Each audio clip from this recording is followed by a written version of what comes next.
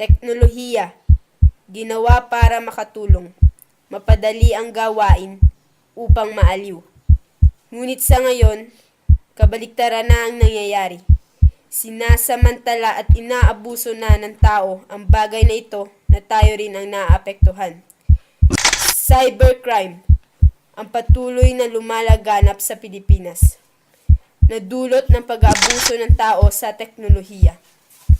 At sa kasalukuyan, patuloy na nadaragdagan, di mapigilan at di masolusyonan. Paano pa kaya sa susunod na henerasyon? May pagbabago kaya?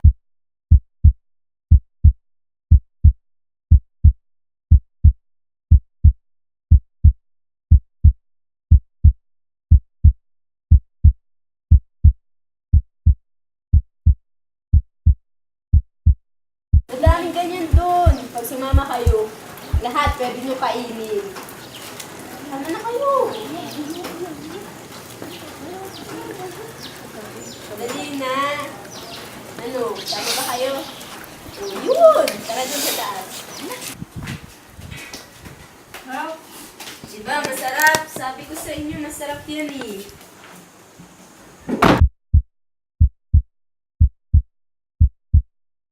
Good morning. I already got the children. Yeah, wanna see them? Hey, look. Ano po yan? Just look. Yan. What can you say? Nice, good job. Akala ko You po want them? madaming chocolates. Look, they're young. They're fresh. So, it's... Yeah, good. Okay, thank you.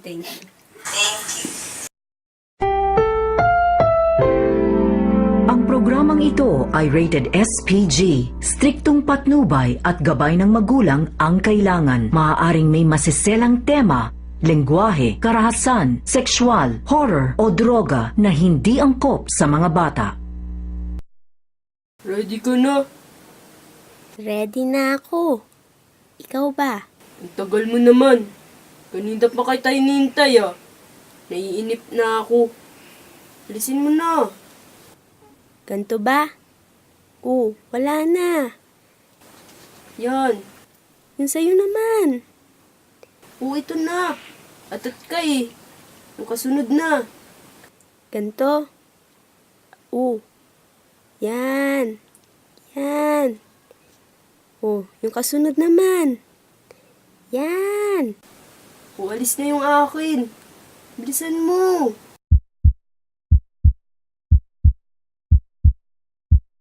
Dilitin niya to. Uy, ano yan? Tablet. Parang kang baliw tumatawa mag-isa eh. Saka sa mental. Ano yung ginagawa mo? Ina-edit ko yung picture nila. Tingnan mo. In-upload ko sa Facebook, sa Instagram. Tingnan mo. Hit. O, diba? Ang daming likes. Bullying yan. Hindi. Hindi naman nila alam. Yan yung cyberbullying ah. Okay lang yun. Hindi naman. Masama yan. Okay lang yun. Hindi naman nakukulong eh. Sige, bahala ka. Grabe, init. May ba ako, Abby?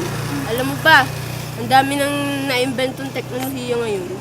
Yung iba naman din, nagagamit ng tama, ano? Tingnan mo. Ano? Puro mga Grabe. technology. Grabe. Karamihan nga, nakadepende ngayon sa teknolohiya para, sabi nila, mapadali ang gawain. Ngunit marami din naman ang umaabuso. Tama ka. Ang init talaga. Tingnan mo nga yung... Tingnan mo yung kulay ko. Puti yan dati. Puti. Tingnan mo. Bala to? Tara dito sa bahay. Pasok muna tayo. Sige. Grabe talaga. Wala pala yung susi. Naiwan ni Mama and Dad sa loob eh. Dito na lang tayo. Makakatulong nyo. Hindi, ayos dito. Presko. Tamo hangin. Ano nga ba yung sinasabi mo yun? Yun nga, yung umaabuso. Grabe nga eh. Pati yung technology, ginagamit sa mga kriminalidad. Alam mo yung cybercrime. Oh, di ba yun yung, yung law na Yun yung ngayon? yung paggamit ng Yun nga Paggawa ng kriminalidad gamit yung internet connections, mga ganun. Yung mga technology. bullying, di ba yun yung mga porn, child pornography sa Ikaw, ano masasabi mo dun? tayong mga kabataan ang makakatulong sa pagbaba ng cybercrime. Tayo rin ang mas mataas ang kaalaman sa mga teknolohiya. Dapat hindi natin ito pinapanatili nang hindi na tumaas pa ang krimen. Aabutin pa ba nating may makulong o may halimbawa sa school may kick out dahil lang doon o kaya ma-drop. Dapat magtulong-tulong tayo na mapababa yung ganung krimen, diba? Ano, hayaan pa ba natin na may mga batang maabuso? Yung iba, pinagpapalit pa yung sariling dangal para lang sa pera. Tapos, hindi man lang may paglaban yung reputasyon nila. Kita mo naman dito sa atin, ang batas. Batas-butas. Wala sila. Pero dapat tayo nang manguna doon.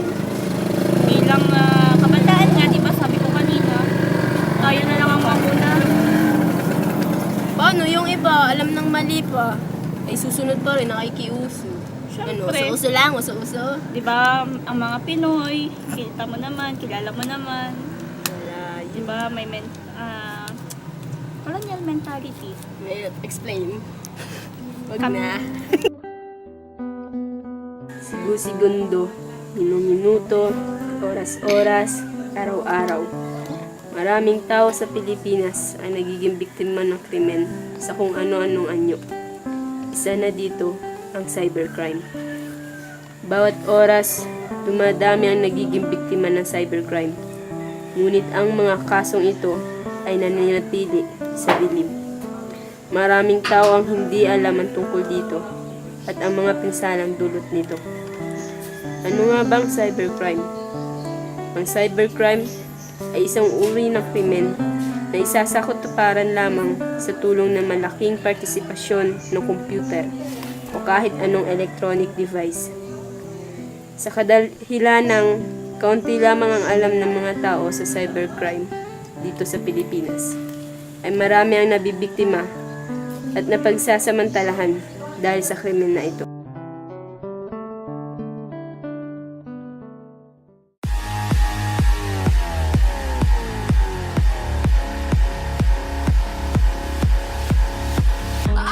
Child pornography sa Ikaw, ano masasabi mo dun?